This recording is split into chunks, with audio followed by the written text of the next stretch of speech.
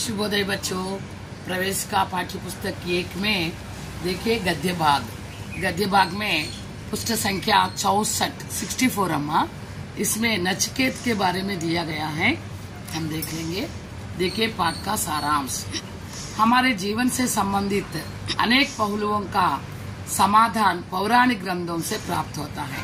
मन जीविతంలో సంబంధించిన ఎన్నో పరిష్కారాలు మనకి పౌరాణిక గ్రంథాల నుంచి లభిస్తాయి।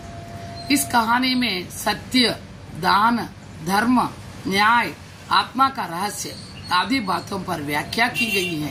मन की कथलो सत्यम, धर्मम, न्यायम, आत्मा रहस्यालన్నీ కూడా మనకి చెప్పబడినాయి। यह कहानी कठोपनिषद से ली गई है। कठोपनिषद నుంచి ఈ కథ తీసుకోబడింది। वाजस्रव स्वर्ग प्राप्ति की इच्छा से यज्ञ कर रहे थे। वाजस्रव అనే అతను स्वर्गం కోసం यज्ञం చేస్తున్నాడు। यज्ञ की समाप्ति के उपरांत ब्राह्मणों ने वाजस्रव को आशीर्वाद दिया। यज्ञం అయిపోయిన తర్వాత బ్రాహ్మణులందరూ ఆ వాజస్రవాని ఆశీర్వదించారు। लेकिन वाजस्रव ब्राह्मणों को निर्बल और बूढ़ी गायें दक्षिणा के रूप में देने लगे। కానీ వాజస్రవ ఏం చేశాడు, బ్రాహ్మణులకి బలహీనంగా ఉన్న ముసలైన ఆవుల్ని దక్షిణ రూపంలో ఇచ్చాడు। इसे देखकर सब आश्चर्य में पड़ गए। అందరూ ఆశ్చర్యపోయారు, ఇదేంటి ఇలా ఇచ్చాడినా అని।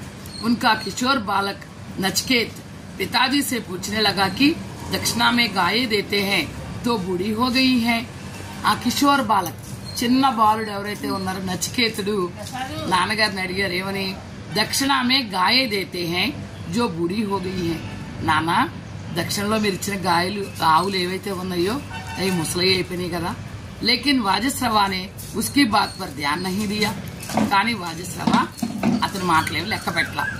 आगे नचिकेत बोला, आपको मैं ही सबसे प्रिय हूँ, अतः मुझे ही किसी को दान के रूप में दे दो।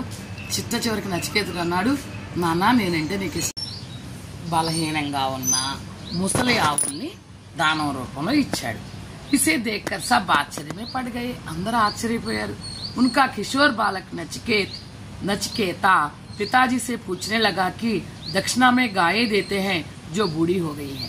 నాన్నగారు మీరేదైతే దక్షిణగా ఇచ్చారో ఆవుల్ని అవి ముసలి అయిపోయినాయి కాబట్టి। लेकिन वाजस्रव ने उसकी बात पर ध्यान नहीं दिया। నచికేతుడు ఏం చెప్పాడో ఆ మాటల మీద దృష్టి పెట్టల वाजस्रव।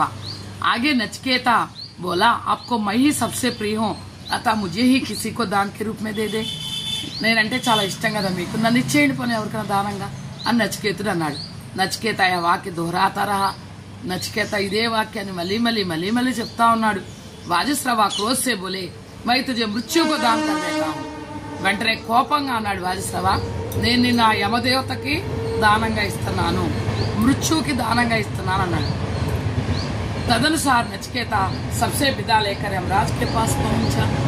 అదే ప్రకారంగా నచికేతుడు అందరి దగ్గర సెలవు తీసుకొని యముడి దగ్గరికి వెళ్ళిపోయాడు। యమరాజు समय यमपुरी में नहीं थे। ఆ సమయంలో యమరాజు యమపురిలో లేడు। वे 3 दिन के बाद आए। 3 రోజుల తర్వాత యమపురికి వచ్చాడు। तब तक नचिकेता भूखा प्यासा दरवाजे पर खड़ा रहा। అప్పటి వరకు నచికేతుడు ఆకలి దాహంతో ఆ యమధర్మరాజు గుమ్మం దగ్గరే ఉండిపోయాడు। यमराज लौटे तो एक ब्राह्मण कुमार को इस दशा में देखकर बहुत दुखी हुए। ఒక బ్రాహ్మణ కుమారుడు ఈ విధంగా బాధపడుతూ ఆకలి దప్పులతో బాధపడుతూ ఉండటం చూసి చాలా బాధపడ్డాడు। यमराज ने नचिकेता से उसके आने का कारण पूछा और उसकी इस दशा के प्रायश्चित के रूप में 3 वर देना चाहा।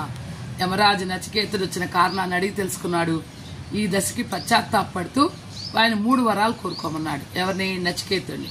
पहले वर्ष से नचिकेता ने अपने पिताजी का क्रोध शांत करने की प्रार्थना की। फर्स्ट వరంతో నచికేతుడు ఏం చేశాడంటే మా నాన్నగారి కోపం శాంతపరచండి అని అడిగాడు। दूसरे वर्ष से अपने पिताजी की स्वर्ग प्राप्ति की इच्छा व्यक्त की। రెండో వరంతో మా నాన్నగారిని స్వర్గం వచ్చేట్టుగా చేరుకునేట్టుగా ఆశీర్వదించండి అని రెండో వరం అడిగాడు। तीसरे वर्ष से उसने आत्मा के रहस्य के बारे में बताने की विनती की।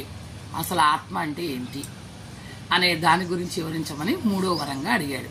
यमराज ने कहा, तुम अभी छोटे बालक हो, आत्मा का रहस्य तो बड़े बड़े विद्वान भी नहीं जान सके और देवताओं को भी इसके विषय में संदेह रहता है।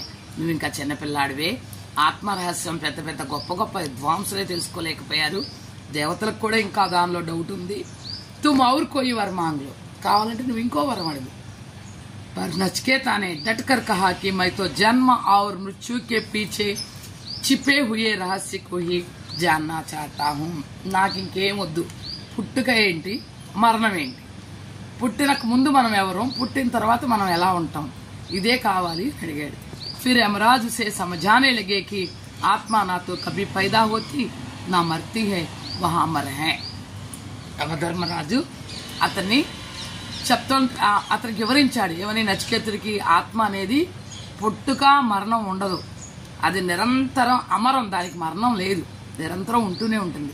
జ్ఞాని మనుష్య सब प्राणियों के अपने अंदर और अपने आप को सब प्राणियों के अंदर देखता है.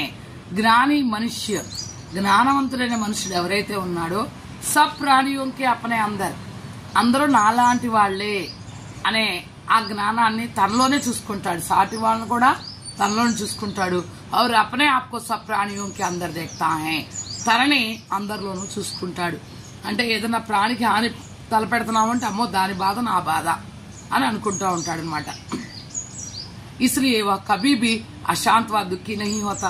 అందుకని ఎప్పుడు కూడా అశాంతిగా గాని బాధపడుతూ గాని ఉండడు. अपने शरीर को यदि रद्द माने तो इंद्रियां उसके घोड़े होंगे. ఒకవేళ తన శరీరాన్ని రథం అనుకున్నారనుకోండి, ఇంద్రియాలన్నీ గుర్రాలుగా ఉంటాయి, రథసారథులుగా ఉంటాయి. మన లగాంతో బుద్ధి సారథి హై, ఆ మనసు కళ్ళెమైతే బుద్ధి అనేది సారథి.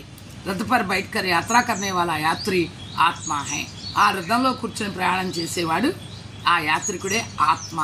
ఈ ఉత్తర్ సే నచికేత సంతుష్ట హువా, ఈ సమాధానంతో నచికేతుడు సంతుష్టయ్యాడు.